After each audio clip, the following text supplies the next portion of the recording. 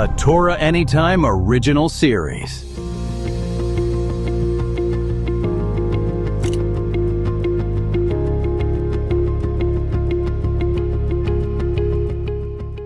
I'm standing here outside the house where Albert Einstein lived, and it's worth pausing for a moment to realize something, that if not for this man, the world you live and I live in today would look completely different. In fact, it's pretty safe to say that no single human being had a greater physical impact on the modern world than the quiet man who lived right in there. You see, Einstein didn't invent gadgets, he didn't build machines. He discovered the hidden rules underneath the reality. Before Einstein, people thought time was fixed. He showed us that time can slow down. Before Einstein, space was just empty nothingness, and he showed us that space can bend. Before Einstein, mass and energy were thought as separate. He showed us that they're the exact same thing. Before Einstein, the sun was the sun, and he showed us that this power lighting up the sun is really hiding inside matter itself. This is not some abstract knowledge that he brought into the world. Without Einstein, your GPS wouldn't work. Your phone wouldn't know where you are.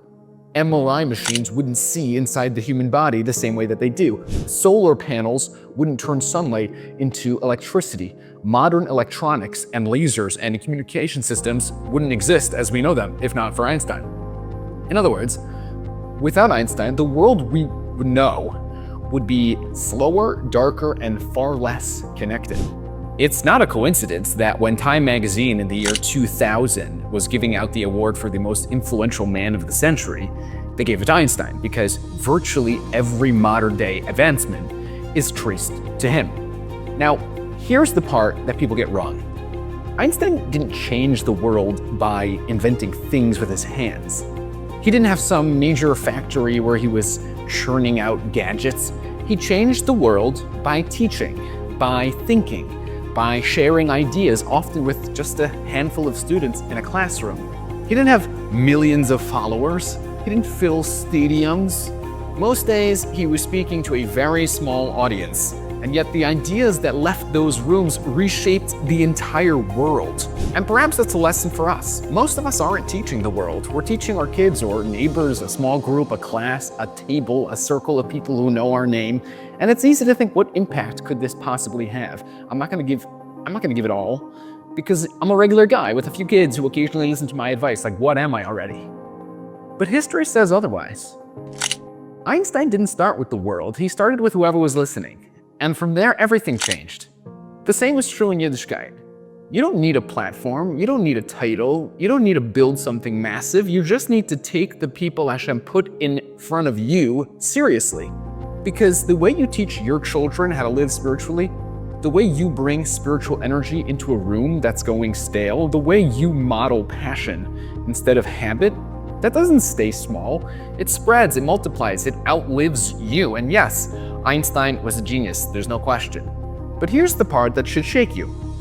Everyone is a genius somewhere, in our own way, in our own little corner of the world. Maybe you're a genius storyteller.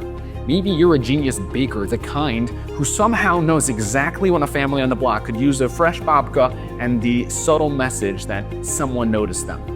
Maybe you're a genius listener who knows when to push and when to pause, who knows how to bring calm into chaos. You might not be inventing physics, you might not be building institutions or writing svarim, but you're shaping people. You are setting a tone. You're teaching others how to live, how to care, how to take Yiddishkeit seriously and joyfully.